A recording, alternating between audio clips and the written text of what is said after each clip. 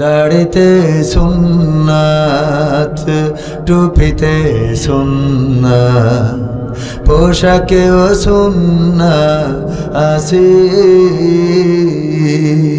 পাথরের আঘাত খাওয়া সেটা যে সুন্নাত, কেন মনে হয় না তোমার কাছে?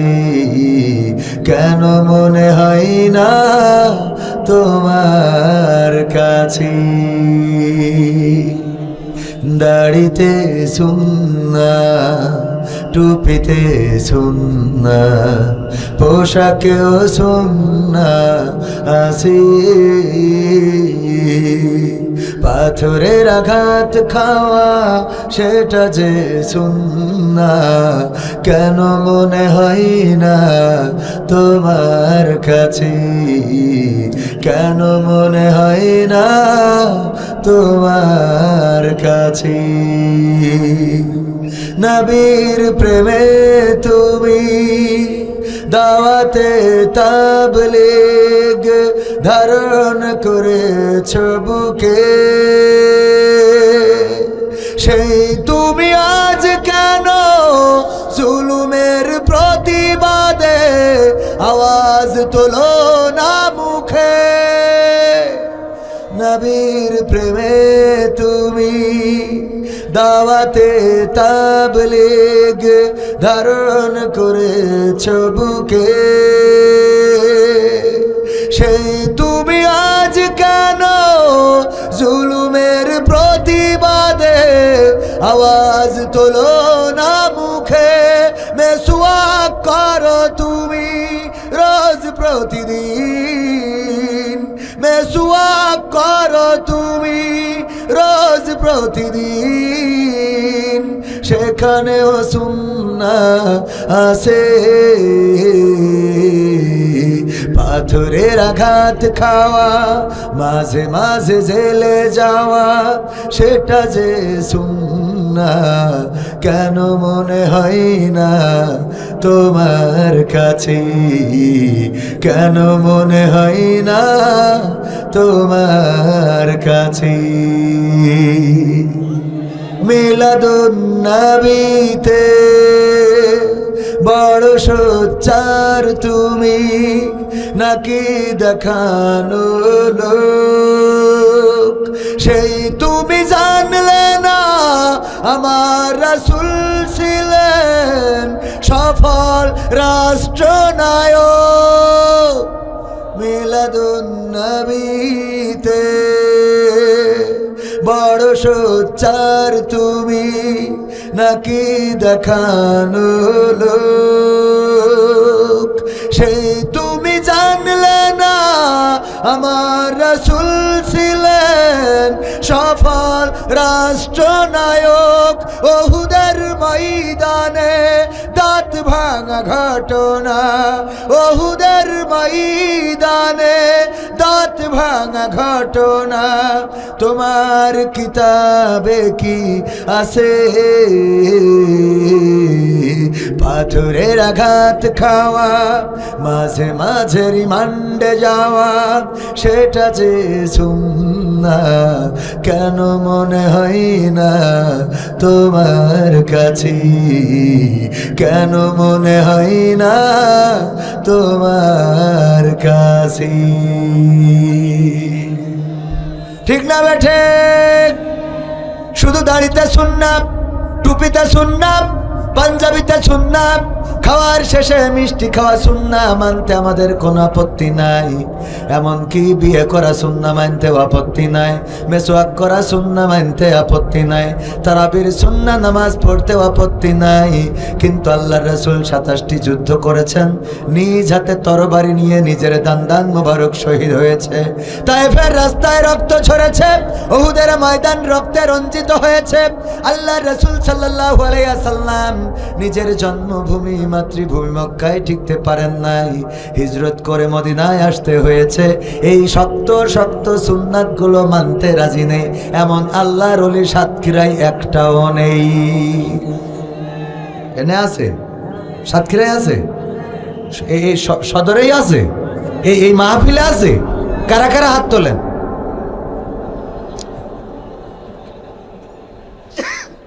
আবেগে তুলে ফেলেছে।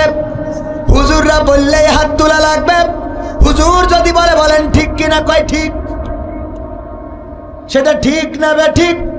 আমি যদি সাতক্ষীরার মানুষের একটা পরীক্ষা করি, এই পরীক্ষায় আমি একটু যদি দেখতে চাই যে সাতক্ষীরার মানুষ ইমানের দিকে কত এগিয়ে, পরীক্ষা নিলেই বোঝা যাবে। বলেন কি পরীক্ষা একটা নিতাম নাকি? নেব?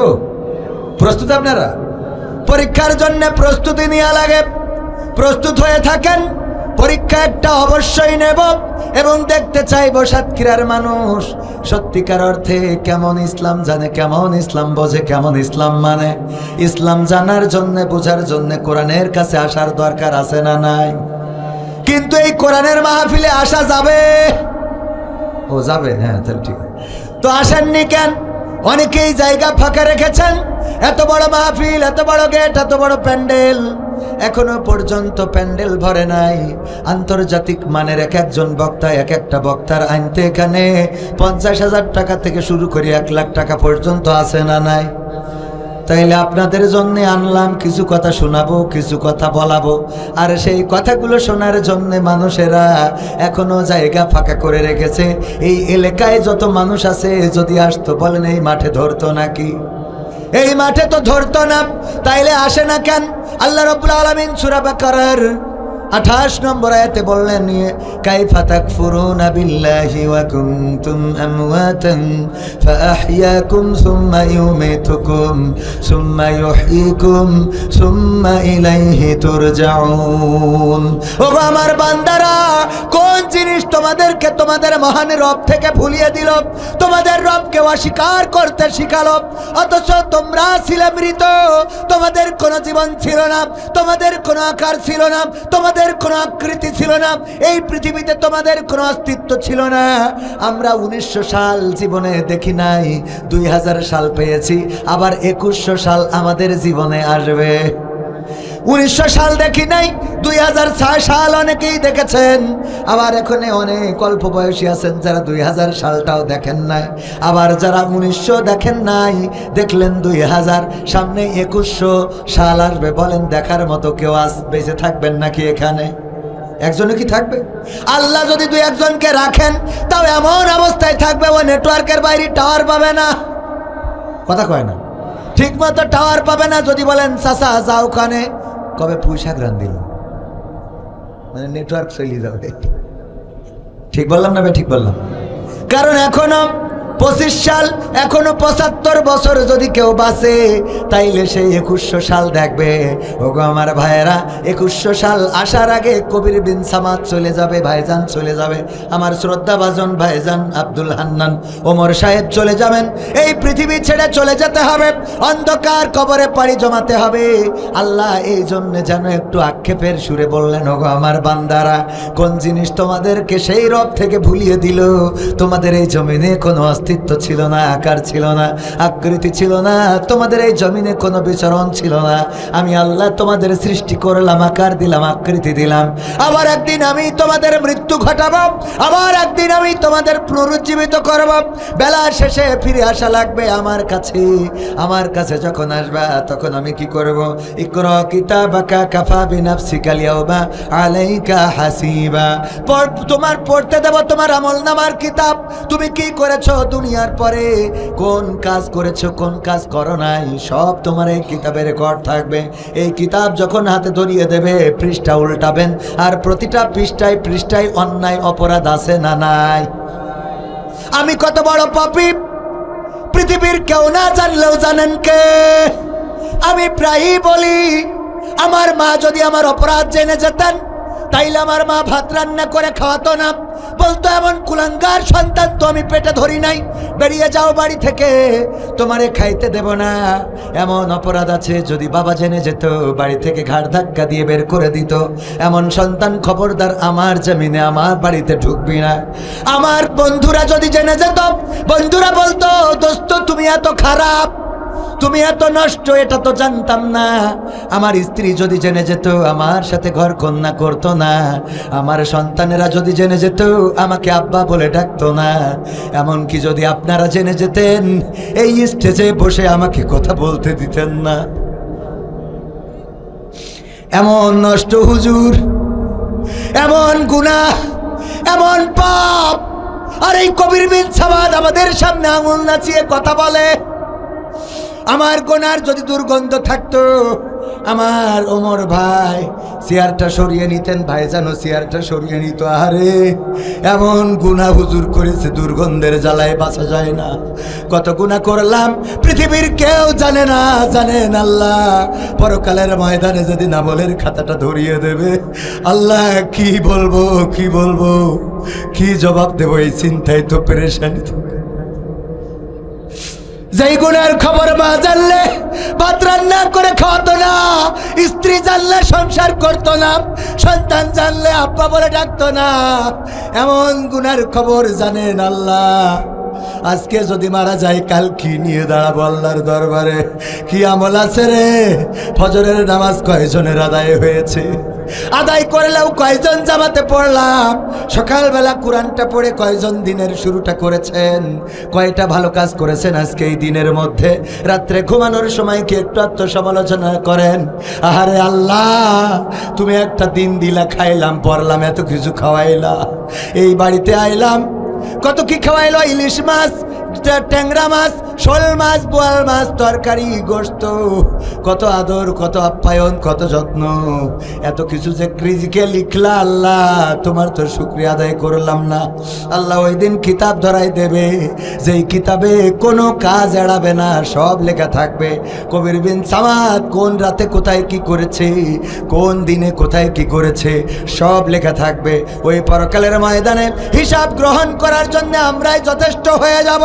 ওগো সাতক্ষীরাবাসী, ওগো ভাদুড়িয়াবাসী, ভাড়ুখালীবাসী, আজকের এই মাহফিল, কোরআনের মাহফিল প্রতি বছর হয়। কত বছর? 25তম। প্রথম বছর যারা এসেছিল অনেকেই আজকে কবর দেশের বাসিন্দা। ওরা ওখান থেকে যদি ওয়াজ শুনতেও পায়, তাও এই মাহফিলে এসে বসার সৌভাগ্য তাদের আর হবে না। আর আল্লাহ যদি না শোনায়, শুনতেও পাবে না। এই বছর যারা এসেছেন, আগামী বছর কার জানাজা কবে হয়ে যাবে, আমার আপনার ডানে বামে সামনে পিছনে যারা আছে, কেউ কারো খবর পাবো না। বলেন ঠিক কিনা? ও তোমার গোনা দিন ফু রাইয়া যাবে, গোনা দিন ফু রাইয়া যাবে, যৌবনে লাগবে ভাটি। ওই যে দেখো ডাকিতেছে তোমায় কবরের মাটি, ওই যে দেখো ডাকিতেছে তোমায় কবরের মাটি। সন্ধ্যার আগে যেদিন ডুবিবে বেলা, এক পলকে ভেঙে যাবে তোমার রঙেরই মেলা। সন্ধ্যার আগে যেদিন ডুবিবে বেলা, এক পলকে ভেঙে যাবে তোমার রঙেরই মেলা। কারে দিবা তুমি জোরে ধমক, কারে দিবা তুমি জোরে ধমক, কার মাথায় ভাঙবা লাঠি। ওই যে দেখো ডাকিতেছে তোমায় কবরের মাটি, ওই যে দেখো ডাকিতেছে তোমায় কবরের মাটি। খবর পেয়ে আসবে আত্মীয় স্বজন, তোমারই চার পাশে বৈশা তারা করিবে ক্রন্দন। খবর পেয়ে আসবে আত্মীয় স্বজন,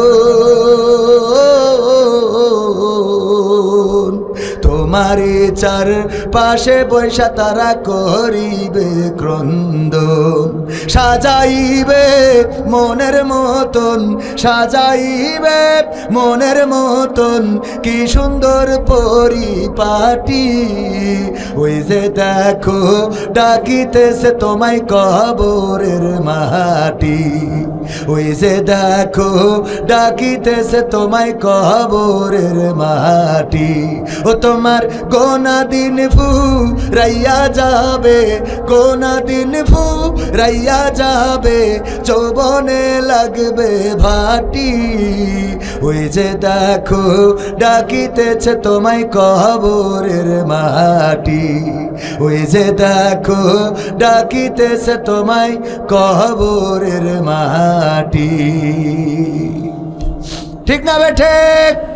কবরের মাটি প্রতিদিন ডাক দেয়। আমি মাঝে মাঝে আমার আলোচনায় বলি, ভাইয়েরা মসজিদে যাবেন আর ওই খাটিয়ার কাছে প্রশ্ন করবেন, ওগো খাটিয়া তুমি তো নির্বিকার পড়ে আছো, এখানে টানানো রয়েছে তোমার, বলো দেখি তুমি তোমার দাদাকে নিয়ে গিয়েছিলে, আমার বাবাকে নিয়ে গিয়েছিলে, আমার চাচাকে নিয়ে গিয়েছিলে, বলো দেখি এবার কার অপেক্ষায় রয়েছো? ওই খাটিয়া যেন নীরবে জবাব দিয়ে দেয়, আল্লাহর বান্দা তৈরি হয়ে যাও, প্রস্তুত হয়ে যাও, এবারের পালাটা তোমার হয়ে যেতে পারি। গোরস্থানে যাবেন, গোরস্থানে যে কবরের মাটির কাছে প্রশ্ন করবেন, ওগো কবরের মাটি বলো দেখি তোমার মধ্যে এখন কার ঘর তৈরি করা হবে? তোমার মধ্যে তোমার দাদার ঘর আছে, আমার বাবার ঘর, চাচার ঘর, গ্রামবাসীদের ঘর আছে, এবার তোমার মধ্যে কার ঘর তৈরি করা হবে? কবর যেন ডাক দিয়ে বলে, আল্লাহর বান্দা তৈরি হয়ে যাও, এবারের ঘরটা তোমার জন্য নির্মাণ হয়ে যেতে পারে। বাঁশবাগানে যাবেন, বাঁশের কাছে প্রশ্ন ছুড়ে দেবেন, ওগো বাঁশ তুমি কার গোরস্থানের সাথী হবা, কার কবরের সাথী হবা? বাঁশ যেন ডাক দিয়ে বলে, আল্লাহর বান্দা তৈরি হও, এবারের সঙ্গী আমি তোমার হয়ে যেতে পারি। কাফনের দাম কোনোদিন জিজ্ঞাসা করলাম না, অথচ যেই কাপড়টা আমাদের পরতেই হবে, পরতেই হবে, এই কাফনের দামটা কোনোদিন দোকানে যেয়ে জিজ্ঞাসা করি নাই, আমার জন্য কতটুকু কাপড় লাগবে আমিও জিজ্ঞাসা করি। বলেন করেছি?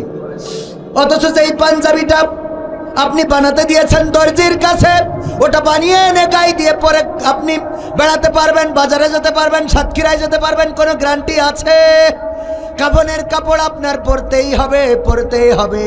সেই কাফনের কাপড়ের দামটাও কেউ জিজ্ঞাসা করলাম না, এমনকি কাফনের কাপড়টা কিনে রাখা মানুষও তেমন একটা পাওয়া যায়। আমি তো কিনি, যে কাফনের কাপড়টা লাগবেই, এখন মারা গেলে এখন আমার লাগবে না, লাগবে না তো আমার হালাল টাকা দিয়ে কেনা, এটা কিনে রাখা ভালো না খারাপ? কিন্তু কাফনের কাপড়টা কিনি নাই, কত রং বেরঙের কাপড় কিনলাম, কত রঙের কাপড় পরলাম, ওগো আমার ভাইয়েরা, কাফনের কাপড়ের দাম দিলাম না, অথচ আমার শেষ সঙ্গী হবে 3 টুকরা কাফনের কাপড়। বলেন ঠিক কিনা? মুনকার নাকিরকে খুঁজে পাওয়া যাচ্ছে না, নিখোঁজ হয়ে গেছে। মুনকার নাকির চেনেন কি নাম? দেখাইছে? হ্যাঁ দেখাইস। কোথায় থাকে? হ্যাঁ কোনে থাকে? মুনকার নাকির কোনে থাকে? কাজ কি তাদের? মুনকার নাকির কাজ কি বলেন? হ্যাঁ হ্যাঁ ওই যে একটু সাহস করি বলেন। মুনকার নাকির হিসাব নাই।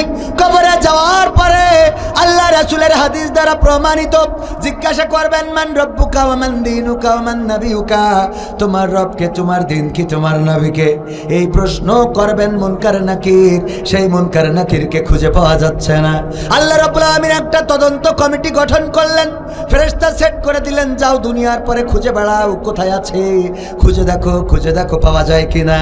খুঁজতে খুঁজতে খুঁজতে খুঁজতে তারা পেয়ে গেল আব্দুল কাদের জিলানী রহমাতুল্লাহ আলাইহির কবরের মধ্যে মুনকার নাকিরকে হাত এরকম পিছনে দিয়ে মুড়াতে বাইধে রেখে দিয়েছে। এইটা দেখার পরে ফেরেশতারা চলে গেল আল্লাহর কাছে, যেয়ে বলল, আল্লাহ তোমার মুনকার নাকিরকে পাওয়া গেছে, আছে তো আব্দুল কাদের জিলানী নামক একজনের কবরে বাধা রয়েছে। আল্লাহ বললেন, শোনো নাই কেন বাধা রয়েছে? না শুনি নাই, যাও শুনে এসো কেন বাধা, আর বাধার এই কোন অপরাধে বেঁধে রেখেছে, আর কি করলে ছেড়ে দেবে এটা জিজ্ঞাসা করবা। ফেরেশতারা এসে বলল, ওগো আব্দুল কাদের জিলানী মুনকার নাকিরকে কেন বেঁধে রেখেছো? কয় বেঁধে রেখেছি এই জন্যে যে সেই এই কবরে আসার পরে আমাকে সালাম বলে নাই, সালাম না দিয়ে কবরে ঢুকেছে, এই জন্যে বেঁধে রেখেছি। তখন ফেরেশতারা বলল, কি করলে ছেড়ে দিবা? কয়েস কোনো ছাড়াছাড়ি হবে না, না ছাড়লে তো হবে না, আল্লাহ বড্ড বিপদে পড়ে গেছে। এখন মুনকার নাকির না থাকার কারণে কত লাশ চারিদিকে কবরে কবরে, এদেরকে মুনকার নাকির প্রশ্ন করবে, কিন্তু এখানে বেঁধে রাখার কারণে ওই কবরগুলোতে প্রশ্ন করা হচ্ছে না।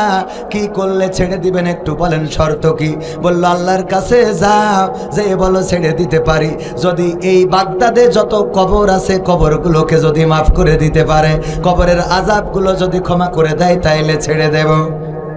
ফেরেশতারা চলে গেল, যে বলল, আল্লাহ আব্দুল কাদের জিলানী বেঁধে রেখেছে। ফেরেশতারা ঢুকে সালাম বলে নাই, আব্দুল কাদের জিলানীকে সালাম দেয় নাই, এই কারণে বেঁধে রেখেছে। কি করলে ছেড়ে দেবে? আব্দুল কাদের জিলানী জানালো, যদি এই বাগদাদে বা এই ইরাকে যত কবর আছে সব কবরগুলো যদি ক্ষমা করে দিতে পারেন, তবেই তাদেরকে ছেড়ে দেবে। আল্লাহ রাব্বুল আলামিন ডাক দিয়ে বললেন, ওগো আব্দুল কাদের জিলানী, তুমি তো শুধুমাত্র বাগদাদের মানুষের ক্ষমা চেয়েছো, তুমি তো ইরাকের মানুষের ক্ষমা চেয়েছো। আজকে আমি যে বিপদে পড়ে গেছি, তুমি যদি চাইতে গোটা দুনিয়ার মানুষ যারা মারা গেছে আর আগামীতে যারা মরবে তাদের সব ক্ষমা করে দিতে হবে, আমি আল্লাহ সবাইকে ক্ষমা করে দিতাম। তুমি যেহেতু বাগদাদ ইরাকের মানুষের ক্ষমা চেয়েছো, সকল কবরকে আমি আল্লাহ ক্ষমা করে দিলাম। বলেন সুবহানাল্লাহ।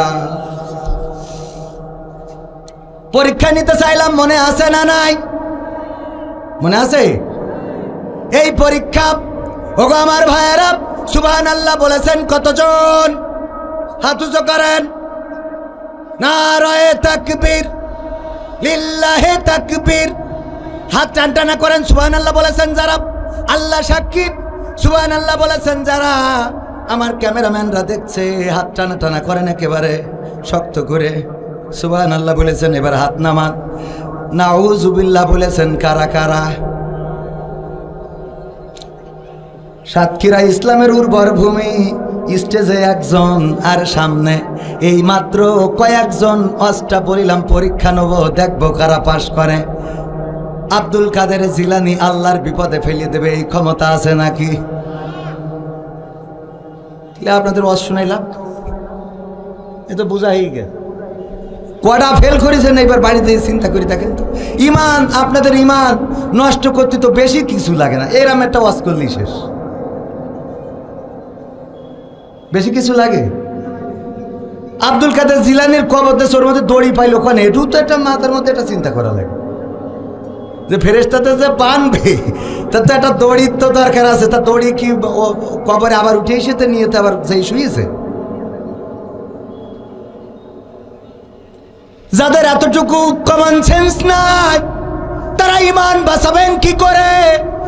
আমি বলবো, এখন থেকে যখন ওয়াজ শুনবেন, আল্লাহ রাব্বুল আলামিন পবিত্র কালামে হাকিমে বলে দিয়েছেন, ওয়াইযা কুরিয়াল কুরআনু ফাসতামিউ লাহু ওয়া আনসিতু লাআল্লাকুম তুরহামুন।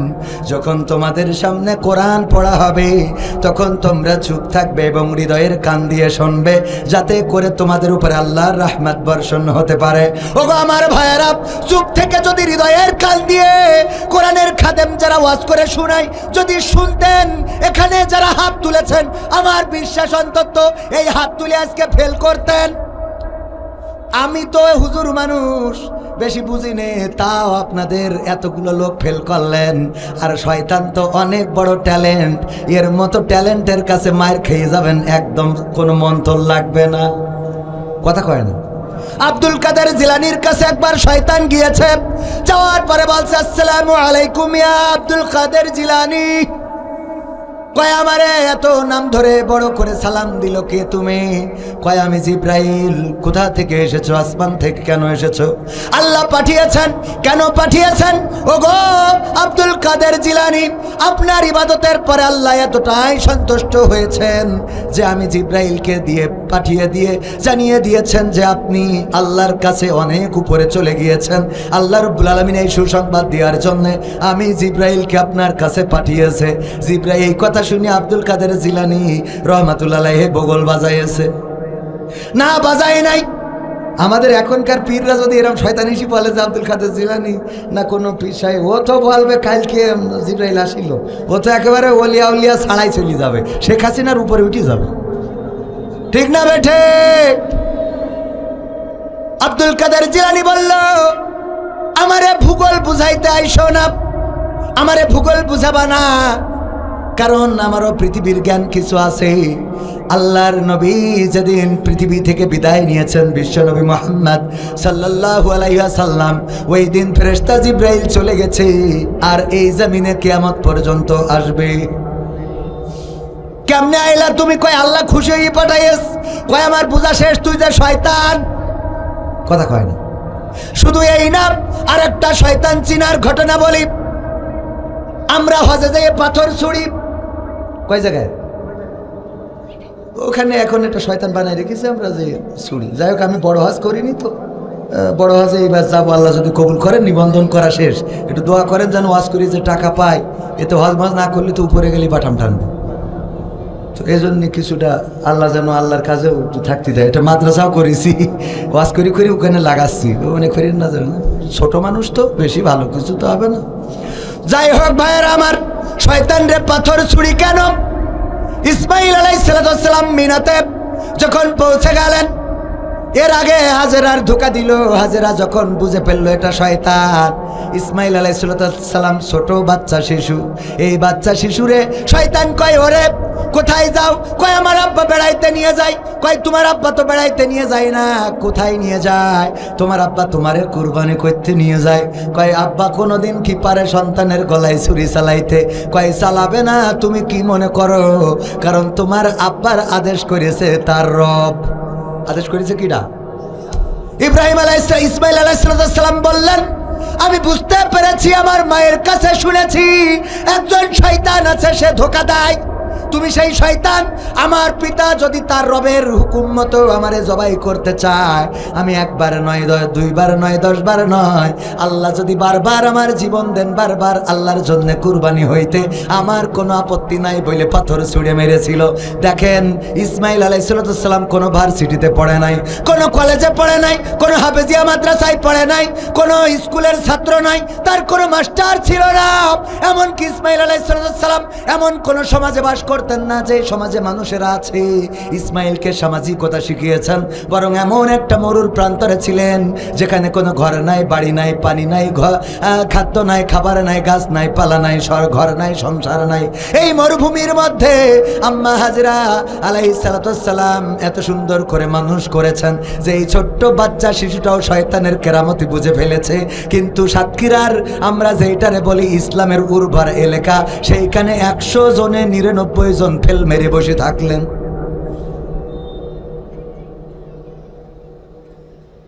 সমাধান খুঁজে খুঁজে ক্লান্ত হয়েছ যারা, সমাধান যদি পেতে চাও, সব পথ গিয়ে ভুলে কোরআন দেখো খুলে, সমাধান যদি নিতে চাও। সমাধান খুঁজে খুঁজে ক্লান্ত হয়েছ যারা, সমাধান যদি পেতে চাও, সব পথ গিয়ে ভুলে কোরআন দেখো খুলে, সমাধান যদি নিতে চাও। সমস্যা যত সব দূর করে দিবে রব, সমস্যা যত সব দূর করে দিবে রব, যদি তুমি যাও চেয়ে যাও। সমাধান সমাধান খুঁজে খুঁজে ক্লান্ত হয়েছ যারা, সমাধান যদি পেতে চাও, সব পথ গিয়ে ভুলে কোরআন দেখো খুলে, সমাধান যদি নিতে চাও। কোরআন ধরি না বলে, কোরআন পড়ি না বলে চারিদিকে হই লাঞ্ছিত, কোরআন জানি না বলে, কোরআন মানি না বলে সব অধিকার বঞ্চিত। কোরআন ধরি না বলে, কোরআন পড়ি না বলে চারিদিকে হই লাঞ্ছিত, কোরআন জানি না বলে, কোরআন মানি না বলে সব অধিকার বঞ্চিত। মরিচিকার পিছে না ঘুরে মিছে মিছে, মরিচিকার পিছে না ঘুরে মিছে মিছে, কোরআনটা খুলে দেখে না। সমাধান সমাধান খুঁজে খুঁজে ক্লান্ত হয়েছ যারা, সমাধান যদি পেতে চাও, সব পথ গিয়ে ভুলে কোরআন দেখো খুলে, সমাধান যদি নিতে চাও। কোরআনেই বলাই আছে কোন পথে চলবে, কোন পথে মিলবে মুক্তি। কোরআনেই লেখায় আছে কোন পথে শান্তি, কোন পথে আসবে শক্তি। কোরআনেই বলাই আছে কোন পথে চলবে, কোন পথে মিলবে মুক্তি। কোরআনেই লেখায় আছে কোন পথে শান্তি, কোন পথে আসবে শক্তি। আলে আর আলোয়ে প্রতারিত না হয়ে, আলে আর আলোয় প্রতারিত না হয়ে কোরআনটা খুলে দেখে না সমাধান। সমাধান খুঁজে খুঁজে ক্লান্ত হয়েছো যারা, সমাধান যদি পেতে চাও সব পথে গিয়ে ভুলে কোরআন দেখো খুলে, সমাধান যদি নিতে চাও কোরআনেই খুঁজে পাবে সংসার নীতি, আর কি হবে রাষ্ট্রের নীতি। কোরআনের আইন চললে দেশে দূর হবে সব দুর্নীতি। কোরআনেই খুঁজে পাবে সংসার নীতি, আর কি হবে রাষ্ট্রের নীতি। কোরআনের আইন চললে দেশে দূর হবে সব দুর্নীতি। মানব রচিত মতে শান্তি খুঁজো না পথে, মানব রচিত মতে শান্তি খুঁজো না পথে, কোরআনটা খুলে দেখে না সমাধান। সমাধান খুঁজে খুঁজে ক্লান্ত হয়েছো যারা, সমাধান যদি পেতে চাও সব পথে গিয়ে ভুলে কোরআন দেখো খুলে, সমাধান যদি নিতে চাও। কোরআনেই বলা আছে কোন পথে পরাজয়, কোন পথে আসবে বিজয়। কোরআন দেখানো পথে চললে মানুষ থাকবে না তার কোনো ভয়। কোরআনেই বলা আছে কোন পথে পরাজয়, কোন পথে আসবে বিজয়। কোরআন দেখানো পথে চললে মানুষ থাকবে না তার কোনো ভয়। দুনিয়া খেরাতে শান্তি পাবে তাতে, দুনিয়া খেরাতে শান্তি পাবে তাতে, কোরআনটা বুকে তুলে না সমাধান। সমাধান খুঁজে খুঁজে ক্লান্ত হয়েছো যারা, সমাধান যদি পেতে চাও সব পথে গিয়ে ভুলে কোরআন দেখো খুলে, সমাধান যদি নিতে চাও। সব সমস্যার সমাধান কোরআনে, সব সমস্যার সমাধান আছে না নাই? আল্লাহ রাব্বুল আলামিন সব সমস্যার সমাধান দিয়ে দিলেন। গতকালকেও মাহফিল ছিল সাতক্ষীরা, কলারুয়া এবং সারসার মাঝখানে কোটা নামক গ্রামে। কোটা গ্রামটা এমন জায়গায়, মাদ্রাসা যেটা সেটা কলারুয়ার মধ্যে, আর মাহফিলের মাঠ করেছে যশোর সারসার মধ্যে। তার মানে একসাথে দুই জেলার মানুষের রস শুনাইছি কালকে। হ্যাঁ, একসাথে দুই জেলার মানুষের ওয়াজ শুনালাম। চিরকুটে এসেছে হুজুর।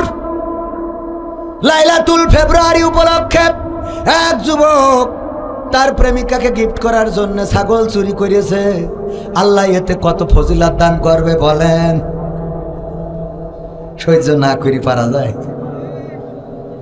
হুজুর বলেন দেখি, লাইলাতুল ফেব্রুয়ারিকে কেন্দ্র করে গার্লফ্রেন্ডকে ছাগল চুরি করে বিক্রি করে তার জন্য গিফট কিনেছে, গিফট দেওয়ার জন্য। বলেন হুজুর এতে তার কি হবে?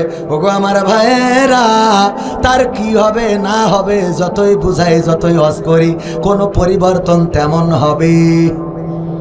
কিন্তু যদি কোরআনের আইন অনুযায়ী যদি কেউ ধর্ষণ করে, জেনা করে, ব্যভিচার করে, জেনা করলে যদি বিবাহিত হয়, অথবা ধর্ষণ যদি করে অবিবাহিত হোক আর বিবাহিত হোক, তার শাস্তি কি? মাজা পর্যন্ত গেড়ে দাও, তারপরে ইট পাথরে নিক্ষেপ করে সঙ্গে সার করে দাও। কবির বিন সামাদ ওয়াজ শোনাবে সারা রাত সারা দিন 365 দিন। এই ওয়াজ যতই করুক না কেন বাবারা, দয়া করে কেউ মোটর সাইকেলে ডার্লিং তুলে গিয়ার মারবা না। গিয়ার যদি ফেল করো গো তাইলে বিপদে পড়ে যাবারি। কাজ কি হবে? যুবকরা ওয়াজ এখানতে শুনবে, এনতে বের করে দেবে। ও ঠিকই যে গার্লফ্রেন্ড বলবে তুমি যদি কালকে আমার মন্টু মিয়ার বাগান বাড়ি না নিয়ে যাও তাহলে মাকসাদের ছেলের সাথে যাবো। না তুই থাক, আমি আসতি। ঠিক না বে ঠিক? ওয়াজ শুনে যখন ওয়াজ শোনে তখন মনে করে কালকে ভালো হয়ে যাব। আবার যখন ডার্লিং ফোন মারে কয় আজকে শেষ, আজকে শেষ, কালকে ভালো, মানে আবার একদিন রিনিউ করে, কথা কয় না। দেখবেন বেনামাজি যারা, ওদের যতই বলেন ওরা বলবে ভাই ঠিক আছে কালকেতে পড়। ওর ওই কালকে আর আসে না। আবার যেই বলবেন কবে হ্যাঁ কালকেতে পড়বে, মানে ও রিনিউ করে। কালকেতে কবেতে? কালকেতে। এই কালকেতে রিনিউ করে, এই রিনিউ করি কোনো। যাই হোক, আমি যেটা বলছিলাম, এখন যদি ধর্ষণ, জেনার শাস্তি বাংলাদেশে কোরআন অনুযায়ী হয়, তাইলে কি করবে? মাজা পর্যন্ত গেড়ে দিয়ে ইট পাথর মারবে। কবির বিন সামাদ যদি এই অপরাধে অপরাধী হয় আর যদি সাক্ষ্য প্রমাণে প্রমাণিত হয়ে যায়, এরকম করে বড় পোস্টার করা হবে ভাড়ুখালী। ভাড়ুখালী ওই যে কোন মাঠ, এইটা মাঠের নাম কি? ভাড়ুখালী মাদ্রাসা ময়দান। এই ময়দানে কবির বিন সামাদের মাজা পর্যন্ত গেড়ে সঙ্গে সার করা হবে। সবাই দলে দলে যোগদান করিয়া ইহকালের শাস্তিটা দেখবেন। এবার সবাই আসবে, এই যে ক্যামেরা আসবে, আমার তরিকুল ভাই ইসলামিক সিটি টিভি আবার ড্রোন দিয়ে উপর থেকে ভিডিও করবে, তারপরে হাতে একটা ক্যামেরা আছে এরকম নিয়ে ঘুরে বেড়াবে। তো এই সব করবে, এই যে এইগুলো করিয়ে ভিডিও করিয়ে যখন ইট দিয়ে কুপান দিয়া এইটা মোটামুটি একেবারে সব ভিডিও টেলিভিশন আর সরাসরি এইগুলো দেখবে। বলেন তো আগামীকাল কি জেনা নিয়ে, ধর্ষণ নিয়ে আর লাইলাতুল ফেব্রুয়ারি নিয়ে কোনো হুজুরির ওয়াজ করা লাগবে? ওরা নিজের থেকে হবে যে আমি ভালো হয়ে গেছি, ঠিক না বেটে? কি তোর নাম কি? কয় মাসুদ। ওবায়দুল কাদের তো বলতো মাসুদ ভালো হয়ে যাও। ও বলা লাগবে না, ও এমনি বলবে আমি ভালো হয়েছি, ঠিক না বেটে? কি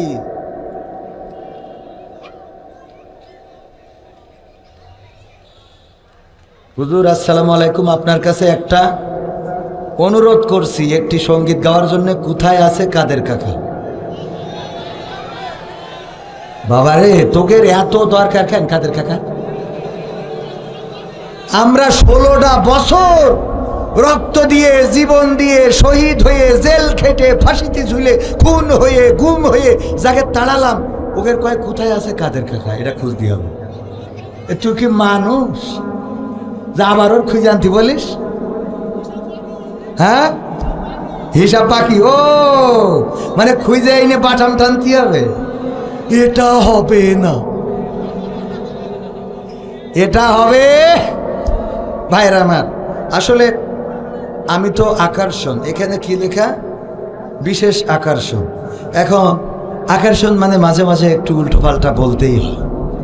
প্রায় জায়গায় প্রধান বক্তা হিসাবে এখন দাওয়াত করে, আলহামদুলিল্লাহ। ছোট ছোট মাহফিল, বড় মাহফিলগুলোতে না। আমি বলি আমার নামের আগে তো লেখে মুফাসসিরে কোরআন। আমি কই যে মান সম্মান নিজেদেরও নষ্ট করেছেন, আমারও নষ্ট করেছেন। আমি মুফাসসিরে কোরআন না, আমি হলাম মুসাফিরে কোরআন। কি কোরআন? মুসাফিরে কোরআন। মানে কোরআন আমি সফর করে এসে দুই একটা কোরআনের কথা বলতেছি। মুফাসসির হওয়ার জন্য ন্যূনতম 8টা গুণ থাকা লাগে, তার মধ্যে একটাও আমার নেই। মানে মুফাসসির লিখে বসে থাকে। আমি হলাম ওই সেই একজন চা বেচতো, চার দোকানদার। ওর না দোকানের নাম হইলো আলহাজের চার দোকান। তা আমাদের এক বক্তা গেছিল, যে এই বলছে চেহারা দেখি বলছে তুমি তো হজ করা লোক না, হ্যাঁ তুমি আলহাজ, এই দোকান কার? তা বলছে আমার। তা বলছে তোমার দোকান? তা আলহাজের চার দোকান কই না? কয় এইটাই। তো এইটাই তুমি তো হজ করো নি, কত সালে করিসাও? কয় না হুজুর আমি হজ করিনি। তাহলে আলহাজের চার দোকান হয় কি করে? বলছে হুজুর মনে কিছু করবেন না, আসলে আলহাজ না, আমি হলাম জেল হজ। কি হজ? জেল হজ কি করি? তাহলে আলহাজ হইল কেন? বলছে হুজুর আর বললেন না সে কথা, আমি গাঞ্জার ব্যবসা করতাম। কের ব্যবসা? গাঞ্জার ব্যবসা করতাম। তা পুলিশই ধরে নিয়ে গেছিল। ও মা, আমি জেলে যেই দেখি ওর মধ্যে একমাত্র আমি ভালো মানুষ, আর বাকি সব এই যে মাওলানা খালেক, তারপরে এটিএম আজহারুল ইসলাম, ওবায়দুল কাদের, আব্দুল কাদের মোল্লা, আলী হাসান, মোহাম্মদ মুজাহিদ, মতিউর রহমান নিজামী, দেলোয়ার হোসেন সাইদি, আমির হামজা, মামুনুল হক, রফিকুল ইসলাম মাদানী, সব অপরাধী খালি আমি ছাড়া। তা আমি চিন্তা করলাম এত পাপী যেহেতু জেলখানায়, আমি এদের পাপের পথটাই ধরব। তো ওইখান থেকে তওবা করেছি যে জেলখানায় যদি এত পাপীর বসবাস হয়, আল্লাহ যেহেতু আমার এখানে কবুল করেছে, তাহলে আমি এই পাপীদের রাস্তায় ধরব। তারপরে এসে গাঞ্জার ব্যবসা ছেড়ে দিয়ে নামাজ কালাম পড়ি, রোজা রাখি, আর এই চার দোকানে টিম টিম করি চলি। তো তাহলে আলহাজ হইলি কি করে? বলছে ওই যে আমার কাছ থেকে যারা গাঞ্জা কিনতো হুজুর, ওরা ওই উপহাস করি আমার আলহাজ ডাকে। তো আমি আসলে আলহাজ না, আমি হলাম জেল হাজ। কথা কি বোঝা গেছে? তো আমি আসলে মুফাসসির না, আমি হলাম মুসাফির। ঠিক আছে তো বাজান? হ্যাঁ, নিজের ছোট করলে কোনো দোষ নেই। ছোট মানুষটা বড় করি লাভ কি? কথা কয় না, মানুষটাই তো ছোট, বড় করার কিছু নেই। মারা যাওয়ার পরে বিছান মাটিতে পড়ে থাকতে হবে। আপনার মাসি এসে ভন ভন করবে, কোনো উড়াইনোর ক্ষমতা নেই। আছে? নাই। সুতরাং কিসের অহংকার, কিসের লড়াই, কিসের বড়াই, সব চূর্ণ হয়ে যাবে। ক্ষমতা চিরস্থায়ী না, বলেন ঠিক কিনা? ক্ষমতায় কেউ স্থায়ী হয় না, হোক না সে হাসিনা কিবারে না, সে আরটা চিরকাল থাকে না। ক্ষমতায় কেউ স্থায়ী হয় না, মুজিবুর বেশি দিন থাকেনি, জিয়াউর কেউ তো রাখেনি। মুজিবুর বেশি দিন থাকেনি, জিয়াউর কেউ তো রাখেনি। এরশাদ চলে গেছে পৃথিবী ছেড়ে, এরশাদ চলে গেছে পৃথিবী ছেড়ে, কেউ আজ তার কথা কয় না। ঠিক না বেঠে? ক্ষমতায় কেউ স্থায়ী হয় না, হোক না সে হাসিনা কিবারে না, সে আরটা চিরকাল থাকে না। হাসিনা ক্ষমতা ধরে রাখতে আয়না ঘর বানিয়েছিল, জনগণের রোশানলে দাদার দেশে পালিয়ে গেল। হাসিনা ক্ষমতা ধরে রাখতে আয়না ঘর বানিয়েছিল, জনগণের রোশানলে দাদার দেশে পালিয়ে গেল। ডিবি হারুনের পাশে আর, ডিবি হারুনের পাশে আর পরিমণিদের দেখা যায় না। ঠিক না বেঠে? ক্ষমতায় কেউ স্থায়ী হয় না, হোক না সে হাসিনা কিবারে না, সে আরটা চিরকাল থাকে না। সে আর কি চিরকাল থাকে? নমরুদের ছিল না, ফেরাউনেরও ছিল না, আবু জাহেল্লার ছিল না, আব্রাহার ছিল না, কারুনের ছিল না, হামানের ছিল না। পৃথিবীর পরে যারা জুলুম করেছে কেউ টেকে নাই, আর পৃথিবীর পরে আগামীতে যারা জুলুম করবে তাদের চেয়ারটাও টিকবে না, বলেন ঠিক কিনা? কারণ এই চেয়ারের মালিক কে? এই চেয়ারের মালিক আল্লাহ, পাওয়ারের মালিক আল্লাহ, অবিনশ্বর আল্লাহ। সব কিছু নশ্বর, এই দুনিয়ায় সব শেষ হয়ে যাবে, সোজা মানুষটা কুজা হয়ে যাবে। যুবক, যেই যুবকের মুখে দাড়ি নাই সেই যুবকের মুখে দাড়ি গজাবে, যার মুখে কালো দাড়ি, কালো দাড়িটা সাদা হয়ে যাবে, যার চোখের মনেটা কালো আছে সেটা ঘোলা হয়ে যাবে, যেই মানুষটা সোজা আছে কুজা হয়ে যাবে, যার চামড়াগুলো টান টান আছে এই চামড়াগুলো একদিন ভাঁজ পড়ে যাবে। আমার মা বোনেরাও আছে পর্দার অন্তরালে চেহারার ঝাঁকানি দিয়ে বেড়ায়। ওরে আল্লাহ, আমার যুবকেরা ওই দেখে 10-12টা দোকানে বসে থাকে আর বলে মালরা কত সুন্দর। ঠিক না বেঠিক? ঝাঁকানি দেয়। দেখো, আবার যার চেহারা নেই ও আবার বানাই নিয়ে আসে কান্তে। এই বিউটি পার্লার কে দিয়েছে? বিউটি পার্লারতে বানাই না, বানাই না। কত সুন্দর করে আলকাতরা বেগম পরিমণি সেজে চলে আসে। আমার আল্লাহ বললা ওয়াকরনা ফি বুয়ুতিকুন্না ওয়ালা তাবাররাজনা তাবাররুজাল জাহিলিয়াতিল উলা। ওগো নারীরা পর্দার মধ্যে থাকো, জাহিলি যুগের মেয়েদের মতো সাজুগুজু করে নিজেদেরকে প্রদর্শন করে বেড়াইও না। আর আমার মা বোনেরা বলল আমরা আল্লাহ তোমার কথাও শুনবো, শয়তানের কথাও ফেলবো না। কেমন করি? আগে সাজুগুজু করে, মেকআপ মারে, ব্রু পেন দেয়, লিপস্টিক মারে, আবার এমনি তার কাটার বেড়া দেয়, হ্যাঁ চিকন করি আবার কালো করি। হ্যাঁ, এইগুলো দিয়ে তারপরে উনি বুরখা লাগাইয়ে পার্কে যায়, মন্টু মিয়ার বাগান বাড়ি যায়, রিসোর্টে যায়, ওই যে বাম্বু ক্যাফেতে বাঁশ খাতি যায়, ওখানে যেয়ে আবার খুলে দেয়, বলে দেখো কেমন লাগে আজকে। আসে না নাই?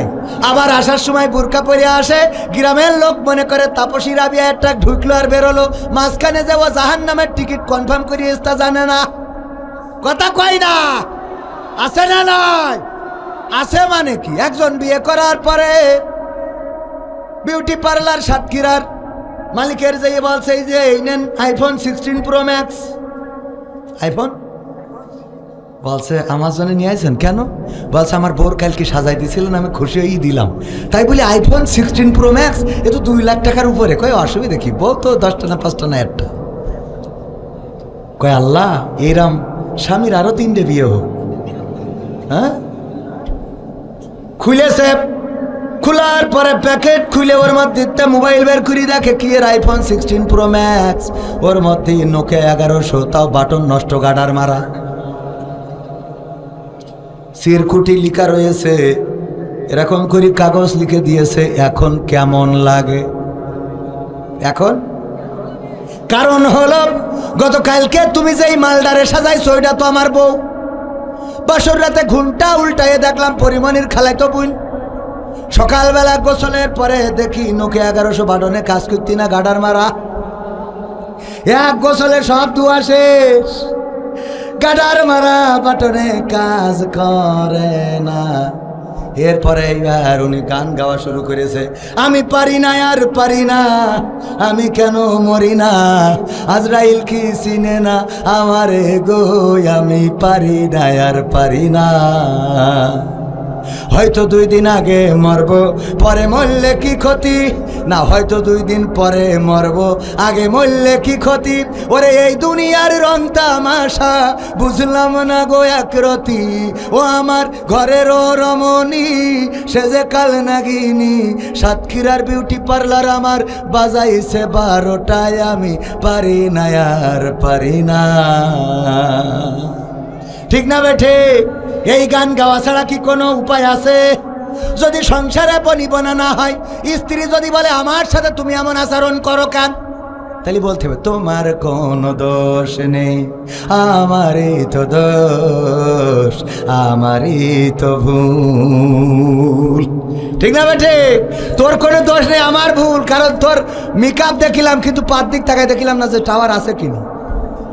কথা কয় না, উপর দেখার সময় একটু পাত দিকেও দেখবেন। যদি উপরে ঝলমাল করে পায়ে যদি দেখেন যে নেটওয়ার্কে টাওয়ার পাচ্ছে না, তাহলে বলবেন এ বলে ঝামেলা আছে, মনে থাকবে।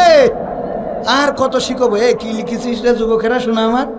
হুজুর পরিমণি যদি শর্ত দেয় আপনি তাকে বিয়ে করলে সে দিনের পথে চলে আসবে, তাহলে কি আপনি বিয়ে করবেন? এরা আর খুঁজে পায়নি কিছু। কি কায়দা, একেবারে দিনই প্রশ্ন। কি প্রশ্ন? দিনই প্রশ্ন যে হুজুর পরিমণি যদি শর্ত দেয় আপনি তাকে বিয়ে করলে সে দিনের পথে চলে আসবে, তাহলে আপনি কি তাকে বিয়ে করবেন?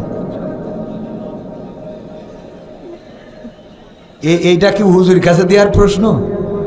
আর এই প্রশ্ন দিয়ে আমি এখন যদি সঠিক কথা বলি তা তো আমার বাড়ি ঝটপট বেঁধে যাবে। হ্যাঁ, এই উত্তর দেওয়াই যাবে না। কি আবার কি, এরা খালি সিরকুট দেওয়ার পরে আছে দেখছি। ও আমার ভাইয়েরা, একাধিক বিয়েতে কোনো অপরাধ নেই, আছে? একাধিক বিয়েতে কোনো অপরাধ আছে? বরং একাধিক বিয়ে করা উত্তম, যদি আপনি সেটা সহযোগিতার নিয়তে অসহায় মানুষের একটা সহায় হয়ে যান, এটা করাও ভালো। কিন্তু আমি বাদে, কারণ ভিডিও হচ্ছে, অন্তত এখানে আমি বাদে বলে দিলাম। কিন্তু আপনারা করতে পারবেন। কারণ কি? কারণ এই সমাজে বিধবা অনেক বেড়ে গেছে, ডিভোর্স অনেক বেড়ে গেছে। অসহায় নারীরা তারা নিজেদের খোরাক যেমন তেমন জৈবিক চাহিদা পূরণের জন্য অনেক সময় অন্যায় পথে পা বাড়ায়। তাদের অন্যায় পথ থেকে ফেরানোর জন্যে, ভালো রাখার জন্যে যদি আপনি একাধিক বিয়ে করেন কোনো অসুবিধা নাই। বরং আল্লাহ শুরুই করেছেন 2 দিয়ে, বলেছেন তোমরা বিয়ে করো 2, 3 অথবা 4। যদি মনে করো ইনসাফ করতে পারবা না তাহলে তোমরা একটাই সন্তুষ্ট থেকো। শুরু করেছে কয় দিয়ে? 2 দিয়ে। যে 2 দিয়ে শুরু করো, অসুবিধা নেই, 2টা বিয়ে করলে কোনো। কিন্তু আমাদের মা বোনেদের অবস্থা হলো যে আপনি যদি বিয়ে একটা করেন, ওর দুঃখ হলো আপনার যখন পছন্দ হয়েছে আপনি অন্য একদিন মন্টু মিয়ার বাগান বাড়িতে ঘুরে আসতেন, কিন্তু বিয়ে করলেন কি দেখে আপনি মানে অপরাধ করেন, অসুবিধে নেই। অপরাধ করে জাহান্নামে যান, অসুবিধে নেই। ওর বিয়ে করলেন কেন? কথা কয় না। যদি তোর স্বামী ওর নিয়ে মন্টু মিয়ার বাগান বাড়ি যায় আর যদি নেটওয়ার্ক ফেল করে তাহলে তো তোর স্বামীর জন্য জাহান্নাম তো পরের কথা, ও দুনিয়ার শাস্তি তো হইলো মাজা পর্যন্ত গাড়িতে কুপান্তে পাঠাই দিতে হবে। তাহলে তুই এহকাল পরকালে বিধবা হয়ে গেলি, কথা কয় না। কারণ এহকালে স্বামী মরে গেল আর পরকালে তোমার স্বামী জাহান্নামে, তুমি এখন জান্নাতে একা একা পায়রা খেয়ে বেড়াও। তা তার থেকে ভালো যে বিয়ে হোক, কথা কয় না, কোন যে ঠিক। হ্যাঁ ভয় পাচ্ছে, ওটাও আপনার কি ভিডিও আসছে যে আপনি ভয় পাচ্ছেন? আমি নাই ভিডিওর ভয়তে এই কথা বলছেন। কেমন লাগে বলেন যে ঠিক? এদিকে আসেন, এদিকে আসেন। একাধিক বিয়ে করা ভালো কাজ, বলেন ঠিক? হ্যাঁ ঠিক আছে। এবার বাড়ি যান, তারপরে যা হয় হবে। আমি হুজুর ঠিক বলিছে, ও বেঠিক বললি তো ফিরত। যাই হোক ভাইরা আমার, দিনের পথে আসবেন শর্ত দিয়ে। পরিমণি অন্তত আমারে বিয়ে করতে যাবে না, ও টেনশন করি লাভ নেই। হ্যাঁ, অত বড় ভাগ্য না, অত বড় দুর্ভাগ্য আমার হয়নি।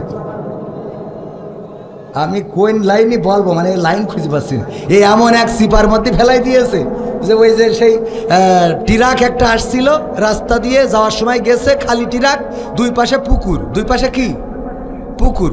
যখন গেছে তখন তো খালি টেনশন হয়নি, আসার সময় যখন লোড দিয়া গাছের গুড়ি অথবা ধান আসতে যাই, হেল্পারের বলতেছে ভালো করে দেখ দুই পাশেই কিন্তু পুকুর, যদি কোনো কিছু হয় অ্যাক্সিডেন্ট। বসে উস্তাদ ডানি ডানি ডানি, যেই ডানি দিচ্ছে ডানির পুকুরে, উস্তাদ বাই বাই বাই বাই, যেই বাই দিচ্ছে বাই পুকুরের দিকে, উস্তাদ ডানি ডানি ডানি, আবার ডানি, উস্তাদ বাই বাই। এই দেখে যখন দেখছে যে না কোনো পাই না, উস্তাদ ডানি বাই ডানি বাই ডানি বাই ডানি বাই, তো ডানি ভাই এবার পুকুরের মধ্যে একটা গেছে, ঢুকে গেলি বলছে উস্তাদ যেমনে ভালো সেমনে, যেমনে ভালো সেমনে, যেমনে ভালো সেমনে, মানে এখন তার উপায় নেই, এখন যেমনে ভালো সেমনে। তো আমার এমন প্রশ্ন করে ফেলেছে যে ডানি বলবো না বাই বলবো, এখন যেমনে ভালো সেমনে, ও যা পারে করুক, আমার অত আশা নেই। বা ভাইয়েরা আমার, গণতন্ত্রের গান শুনবেন। এই আমি কয়টা প্রবলেম, আমি কয় মিনিট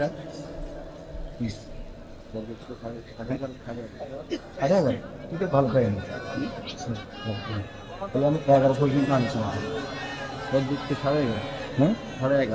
11 পর্যন্ত আলোচনা করে বাকিটা কালেকশন। অসুবিধে নেই, বক্তা পাগল অভাব নেই। বক্তা কটা নেবেন আপনারা? কালকে আসছে আল্লামা তারেক মনোয়ার, হজরত মাওলানা মোস্তফা মাহবুবুল আলম সাহেব। দেখেন মোস্তফা মাহবুবুল আলমও প্রধান বক্তা হয় প্রায় জায়গায়, এখানে দ্বিতীয় বক্তা। তার মানে মাহফিলটা কত বড়। এ আমার যুবকেরা অবশ্য না, তোমাকে পামা লাগবে না, হ্যাঁ সেই থেকে দাঁড়ায় রয়েছে। আমার জন্য বসার দরকার নেই, প্রধান বক্তা আসলে বসবাসো না, কারণ উনি অনেক সম্মানিত মানুষ। আমার জন্য না বসলে কোনো অসুবিধা হবে না, ছোট মানুষ। আমাদের আফসারি হুজুরের কাছে জিজ্ঞেস করতেছে, হুজুর প্রজেক্টরে কি হুজুরদের ওয়াজ দেখা যাবে? তা বলছে আর ওয়াজ দেখলে কোনো অসুবিধা নাই, কিন্তু আজহারির মতো চেহারা বালা হইলে দেখা যাইত না। আজহারির মতন চেহারা বালা হইলে এর ওয়াজ মহিলারা দেখতে আইত না, কারণ হাতে চেহারা ভালো, ওর প্রতি প্রেম জাগ্রত হইব। কিন্তু আজ চেহারা ভালো না, আরে প্রজেক্টরে মহিলারা দেখলে কোনো ক্ষতি নাই, বোঝেননি? তো আমার মতো ছোট মানুষের ওয়াজে আপনারা না বসলে কোনো ক্ষতি নাই, কিন্তু যে হুজুর আসছে তার জন্য একটু বসতে হবে। শুনুন, আল্লাহ কবুল করুন, বলেন আমিন। গণতন্ত্র চিনি নাই আমি, জানি না গণতন্ত্র। এই গানটা গাওয়ার কারণে নোয়াখালীতে স্টেজতে পালাইয়ে কুমনেতে আইলাম, সে টাকাও নেওয়ার কথা মন ছিল না। গণতন্ত্র চিনি নাই আমি, জানি না গণতন্ত্র। গণতন্ত্র দেখিনি আমি, শুনেছি গণতন্ত্র। শুনেছিলাম আমি বাংলাদেশে গণতান্ত্রিক রাজা, যখন যারে মনে চেয়েছে ধরে দিয়েছে সাজা। শুনেছিলাম আমি বাংলাদেশে গণতান্ত্রিক রাজা, যখন যারে মনে চেয়েছে ধরে দিয়েছে সাজা। কাউকে দিয়েছে ফাঁসির দণ্ড, রেখেছে আয়না ঘরে, কাউকে আবার লাশ বানিয়ে ভাসিয়েছে সাগরে। কাউকে দিয়েছে ফাঁসির দণ্ড, রেখেছে আয়না ঘরে, কাউকে আবার লাশ বানিয়ে ভাসিয়েছে সাগরে। করেছে এসব কিসের জোরে, ছিল কি দাদার মন্ত্র? কেমন গণতন্ত্র ছিল, কেমন গণতন্ত্র? গণতন্ত্রের আড়ালে ছিল দাদার ষড়যন্ত্র। কেমন গণতন্ত্র ছিল, কেমন গণতন্ত্র? গণতন্ত্রের আড়ালে ছিল মোদির ষড়যন্ত্র। শুনেছি আগে নির্বাচনে লাগতো টাকার নোট, দেখেছি আমরা ভোট করিতে লাগেনি কোনো ভোট। ঠিক না ঠিক? এক চাচা গিয়েছেন ভোট দেওয়ার জন্য, যে বলতেছে বাবাজি আমার নাম্বারটা একটু দেখে দাও। ভোট দেওয়ার জন্য আসলাম। বলতেছে চাচা আপনি এই কষ্ট করে আসলেন কেন? কেন আবার ভোট দিতে আসলাম? আবার জিগায় দুধু খাও, বোঝো না না আইসি ভোট দিতে। কয় চাচা আপনার ভোট তো দিয়া হয়ে গেছে। এটা কেমন কথা বললে বাবা? ভোট দিয়া হয়ে গেল কি করে? চাচা তো বলছে চাচা আপনার তো আসতে দেরি হয়ে গেছে। আমি তো সকালেই রওনা দিলাম। সকালে রওনা দিয়েছেন কখন? বাপু ফজরের নামাজ পড়েই তো রওনা দিছি। কয় আমরা তো সে তাহাজ্জুদ পড়ি কাম সেরে ফেলেছি।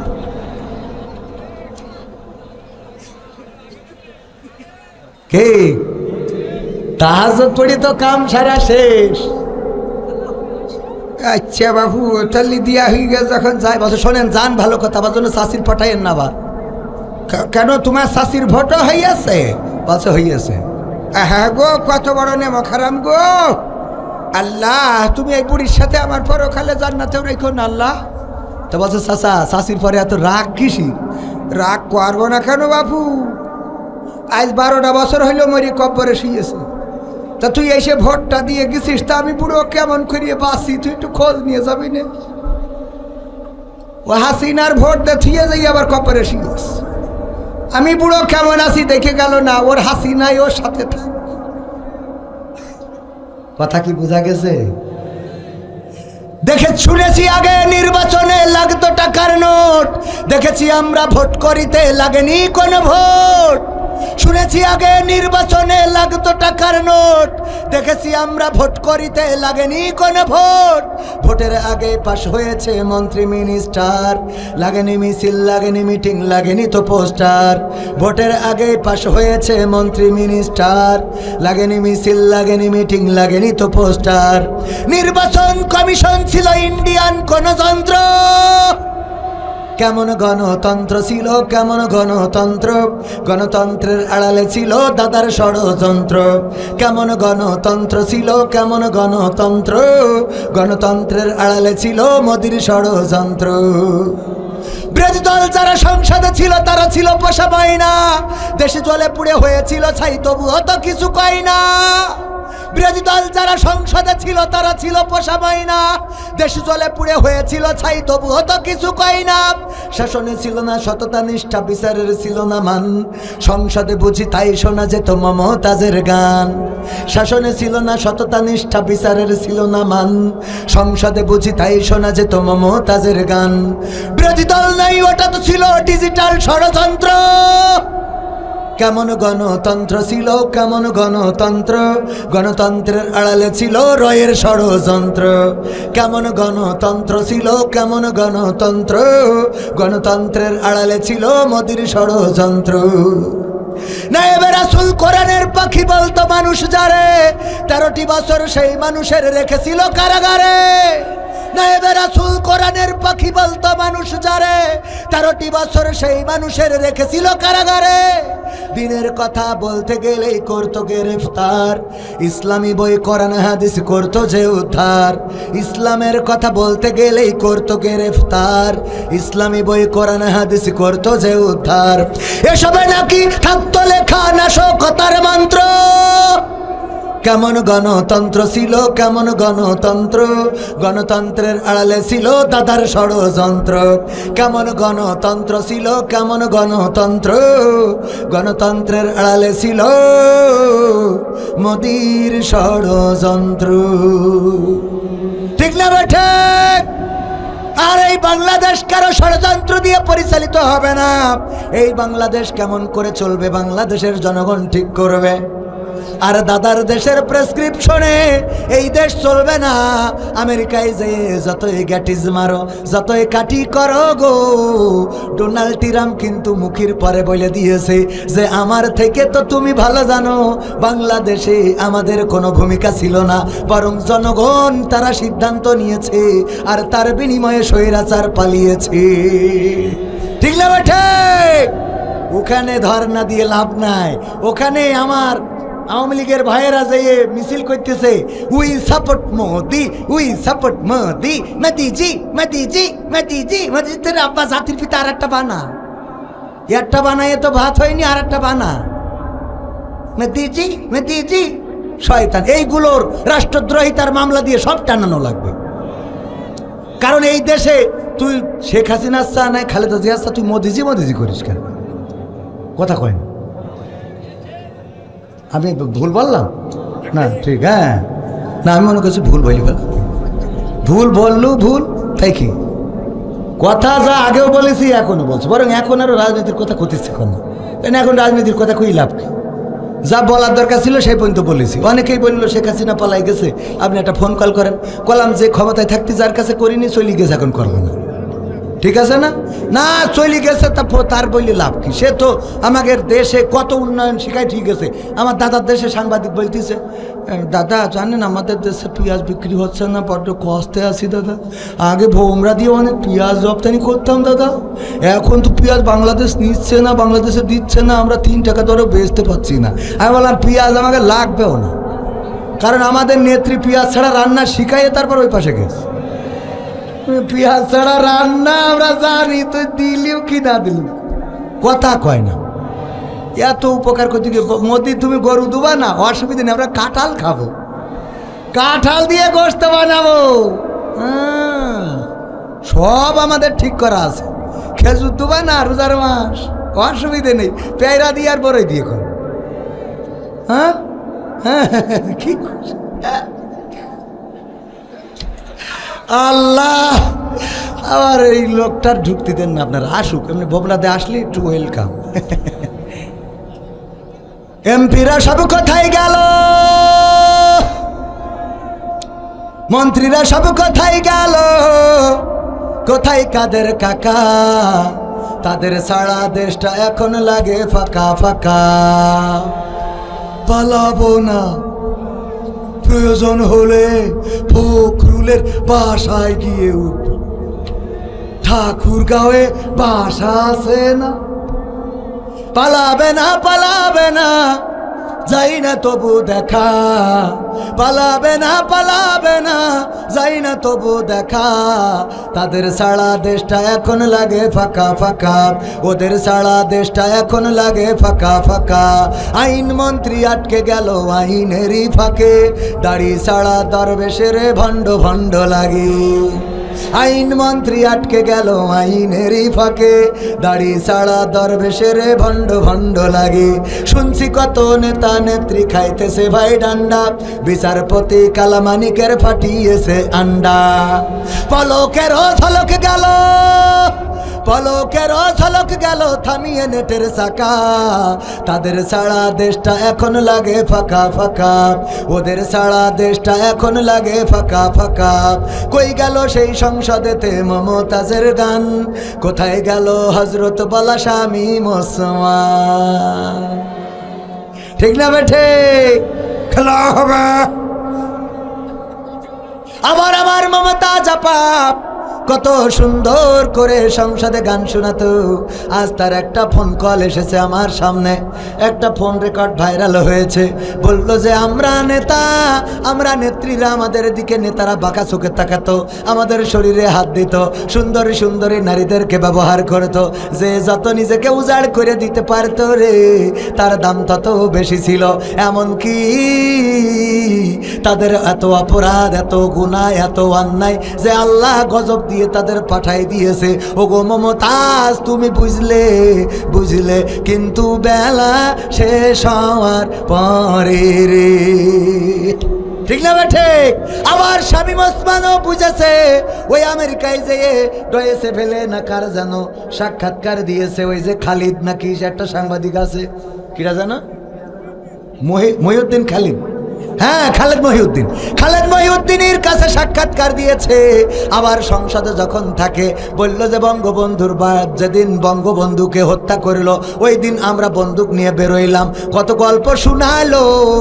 আর বঙ্গবন্ধুর বাড়িতে হামলা করে ভেঙে ফেললো।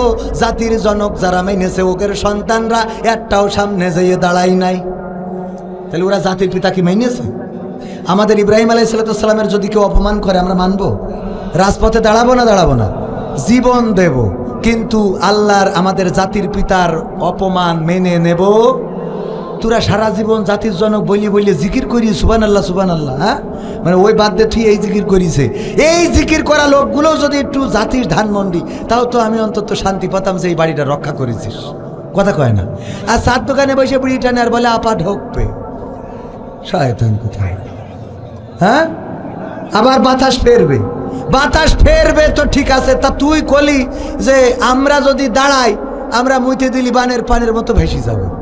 তা তোর বানের পানির মতো ভাষার দরকার নেই। আমাদের কারেন্ট যখন থাকে না, ওই ডিপির গুঁড়ায় টুকুন মুইতে একটা 1 বিঘা জমি ভিজো দিন, তোর মেশিংয়ে কত পানি আস দেখি। লিকসার দেওয়ার সময় আন্দাজ খুঁজে পায় না। এইসব লিকসার দিয়ে নেত্রীর পথ, নেত্রীর বুঝাইছে যে আমরা আসি, ভয় নেই, আমরা মুইতে দিলেও ডুবে যাবে। নেত্রী মনে করলে অসুবিধে নেই, তাহলে ওরা মেশিন খাটাবে।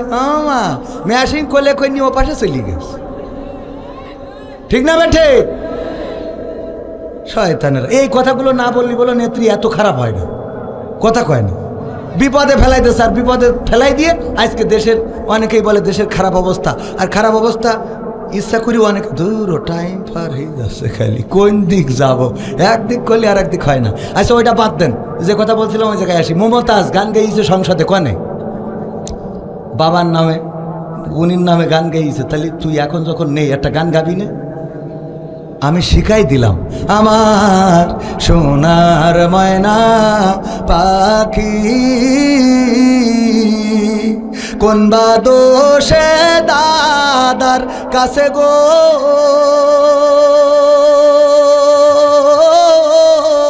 আমরা দেশে কেমনে থাকি রে আমার কলজের ময়না পাখি। এরম গাওয়ার দরকার আছে না? না গেয়ে তে বলছে আমাদের হাতায় তো শরীর ঠিক তো এই কইতে তো তোর এইসব বলা তো, তুই এই গানটা গা, তাহলে বসবো তুমি ইমানদার। তুমি খেলে ওগে এখন আবার বলো গায়ে হাতায় তো, তাকে তো বই কৃষ্ণি কেন, কথা কয় না। আল্লাহ মাফ করুন, এখন গান গাচ্ছে না তা না, একটু গাছ কি গাচ্ছে বলবো। আমার দরদি আগে জানলে তোর ভাঙা নৌকায় চড়তাম না, ভাঙা নৌকায় চড়তাম না, আর এই বিপদে পড়তাম না, ভাঙা নৌকায় চড়তাম না, আর এই বিপদে পড়তাম না। ওরে বর্ডারেতে খাইলাম ধরা, বিসিটাও তো পাইলাম না। আগে জানলে তোর ভাঙা নৌকায় চড়তাম না। কি কথা ঠিক আছে বাজান? কই গেল সেই সংসদেতে মমতাজের গান, কোথায় গেল হজরত বলা স্বামী ওসমান, ইনু মেনন্দি পুমনি আছে কারাগারে, বাপ করিলেও পাপ কখনো ছাড়ে কি আর তারে। কোথায় গেল স্পিকারের দৃষ্টি আঁকা বাঁকা, তাদের ছাড়া দেশটা এখন লাগে ফাঁকা ফাঁকা, ওদের ছাড়া দেশটা এখন লাগে ফাঁকা ফাঁকা। কোথায় গেল আরাফাত আর ব্যারিস্টার সুমন, কথা বলার সময় তারা করে নিয়োজন। মুরগি কবির খাইছে ধরা, জাফর কোথায় আছে, গোপনে কি সেও গেল মোদি দাদুর কাছে। কোথায় গেল এ সালামের কাড়ি কাড়ি টাকা, তাদের ছাড়া দেশটা এখন লাগে ফাঁকা। লাগে না ফাঁকা ফাঁকা কেন লাগে? কারণ আমার ভাইজান একটা মোবাইল কিনে দিয়েছিল, স্ত্রী শখ করেছিল যে আমার একটা মোবাইল আইফোন কিনে দেওয়া। উনি অনেক কষ্ট করে, না নিজেরই তো আইফোন নেই, তাহলে রেডমি, হ্যাঁ রেডমি ফোন কিনে দিবা, অনেক কষ্ট করে একটা রেডমি ফোন স্ত্রীর কিনে দিয়েছে। ওই যেদিন কিনে দিয়েছে টেলিভিশন খাটাইয়েছে, দেখে টেলিভিশনে বলতেছে এই মোবাইল কে দিয়েছে? শেখ হাসিনা সরকার দিয়েছে। বলছে এই ফোন আমি চালাবো না। তুমি করো বিএনপি, তুমি আওয়ামী লীগের শেখ হাসিনার ফোন আমার আইন দিলে কেন? বলেন দিন সংসারে অশান্তি হয়ে গেল, ঠিক না বেটে? যাই হোক ভাইয়ের আমার, আওয়ামী লীগ এই দেশে রাজনীতি করবে, বিএনপি করবে, জামাত করবে, হেফাজত করবে, জাসদ বাসদ সবাই করতে পারবে, কিন্তু জনগণের পরে জুলুম করা যাবে না, অন্যায় অবিচার করা যাবে না, খুন করা যাবে না, গুম করা যাবে না। ধানমন্ডি 32 নম্বরের বাড়িটা যখন ভেঙেছে আমাদের কলিজায় লেগেছে, অনেকের কলিজায় আগুন জ্বলেছে, কলিজা সারখার হয়ে গেছে। কিন্তু সাতক্ষীরায় যখন বুলডোজার দিয়ে ইসলামী আন্দোলনের নেতাকর্মীদের বাড়িগুলো গুড়িয়ে দেওয়া হয়েছিল, তখন তাদের কলিজার মধ্যে কোনো কথা বলে নাই। বলেন এরা সত্যিকার অর্থে মানবতার পক্ষে না মানবতার দুশ্মন?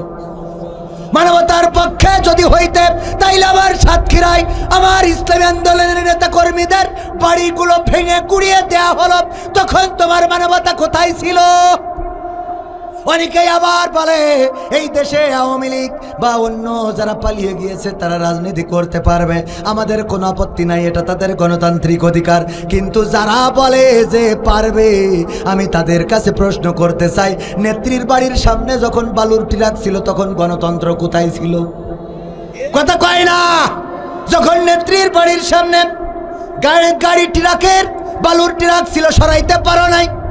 যখন পিলখানায় হত্যাকাণ্ড হয়েছে এবং নির্বিচারে আমার সেনা অফিসার দেশপ্রেমিকদেরকে ধরে কারাগারে রেখেছে, নির্বিচারে তাদেরকে 12 বছর 13 বছর 15 বছর করে জেলে, 17 বছর 18 বছর করে জেলে রেখেছে, তখন গণতন্ত্রের কথা মনে পড়ে নাই?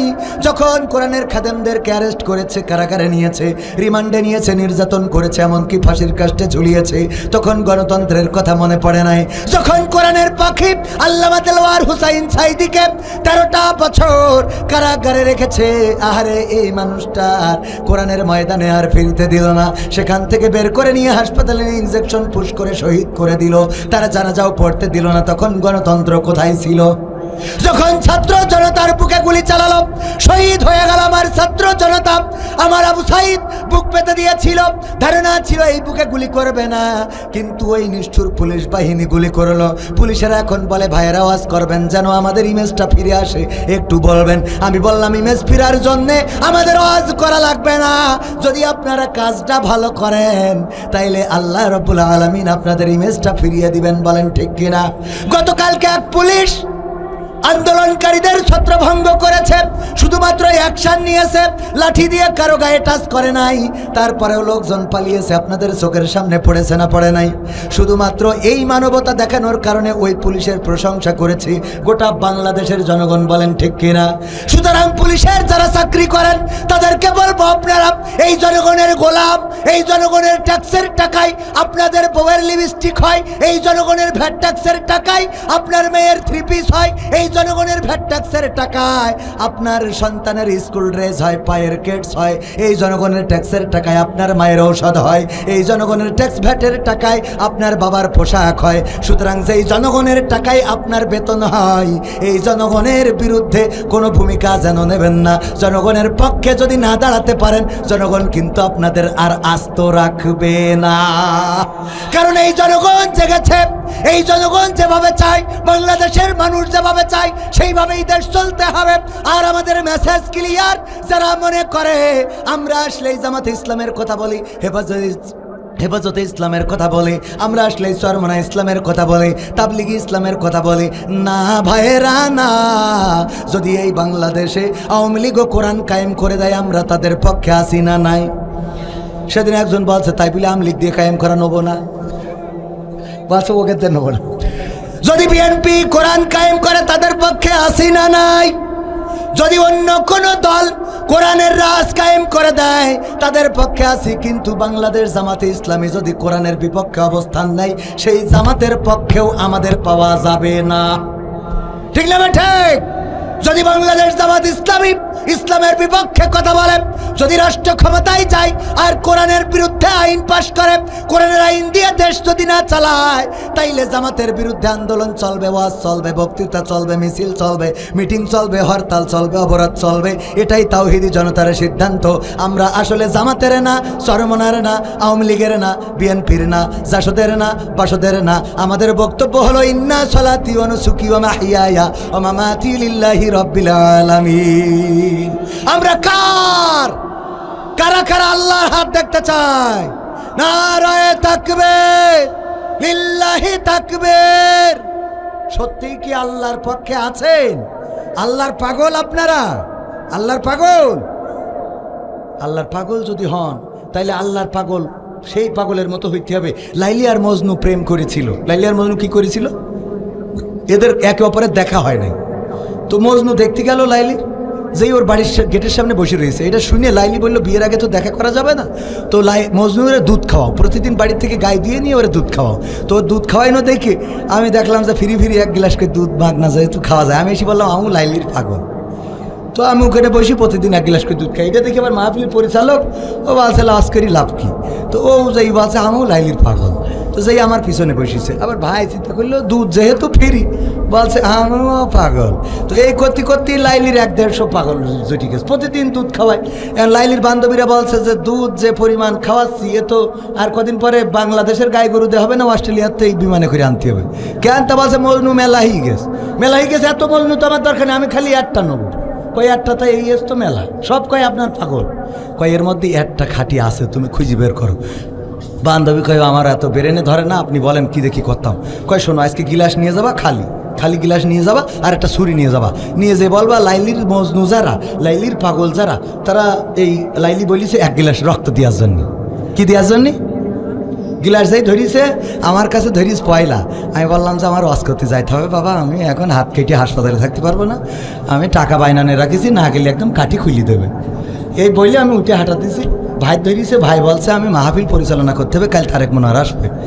আমার দেওয়া হবে না, ওনার ধরিছে, বলছে আমি মাহফিলের অতিথি। আমি অতিথি, আমাদের চাষার ধরিছে, চাষা বলছে বুড়ো বয়সে আমি যদি রক্ত দিই তা তাহলে আর ওই রক্ত শুনে এখানে মরে যাবো, কবর পর্যন্ত যাওয়া হবে না। তো এইভাবে সব মজনু এক এক করে কেটে গেছে, খালি বাকি আছে মেনডা। কোনটা? ওর কাছে যাই গিলাস ধরিছে, বলছে লাইলি তো রক্ত চাইছে, বলছে গিলাস ধরো, ভৈরি পাঠাইতেছ। বোঝা গেছ তো? তাহলে আসল মজনু চিনা গেছ তো? তো আমরা সবাই আল্লাহর পাগল না? কথা কয় না? মাঝে মাঝে রক্ত লাগলে বোঝা যায় যে পাগল আছে কি নাই। বলবেন যে আমার ধান কাটতে যেতে হবে ভাই, আর কেউ কেউ আমার বউ বলিস কি, বউ বলিস যে আল্লাহ নবী বউর খুশি রাখতে হবে, তা বউ বলিস আজকে বাড়িতে বেরোবা না। তা আমি আল্লাহ নবীর হাদিস মেনে খুশি রাখার জন্য আজকে যাবো না। শোনো, ওরে হাদিস আল্লাহ আছে না নাই? আপনারা কি এরাম না? ওই অরিজিনালটা আল্লাহর পাগল, অরিজিনালটা অরিজিনাল খারা খারা হাত উঁচু করেন দিন, সব অরিজিনাল। আল্লাহ আমিও তো হাত উঁচু করিস, আমিও অরিজিনাল। আমিও অরিজিনাল, তো তাহলে রক্ত দিয়া লাগবে তো। দেখি তাড়াতাড়ি এখনো গান শুনবো, তা সে রক্ত দিয়ে নি একটু। হ্যাঁ বাবারে একটু লাইন, এই যেটা ওয়াজের লাইনটা তো বুঝতে হবে পাগল, আমি আজকে বিশেষ বক্তা না। হ্যাঁ তাহলে আল্লাহ বললো ইয়া আইয়ুহাল্লাযীনা আমানু, 200 কেন, অন্তত 500 টাকা না দিলে হয়? এই নাউজুবিল্লাহ, এতে রক্ত হইলে এটা এই 200 যখন এই যেটাও থাক, এই যখন ফেরত যাওয়ার দরকার নেই। এই হইল আসল যারা। ও ছেলে পিলে এখনো তো তোকে পরীক্ষা নিয়ে এক পরীক্ষায় ফেল করেছিস, এই পরীক্ষায় ফেল করলি বলে তোরা মানে আগে তো পরীক্ষায় ফেল করি জাহান নামে যাচ্ছিলি, আর এখন ফেল করলি জাহান নামও জায়গা হবে না। কোয়ানে তা আমুক হতে পারবো না। তাইলে আসল মজনু যারা, তারা এই কোরআনের মাহফিল, মাদ্রাসা, হাফেজে কোরআন পড়ে, এই মাহফিল, মাদ্রাসা এবং হাফেজে কোরআনদের জন্য একটু পকেটের থেকে কিছু রক্ত খরচ করতে হবে। আমি ব্যক্তিগতভাবে 700 টাকা দিলাম, আল্লাহ আমার দানকে কবুল করে নাও। ইয়া আইয়ুহাল্লাযীনা আমানু লিমা তাকুলুনা মা লা তাফআলুন, আল্লাহ বলেছে এমন কথা বললে না।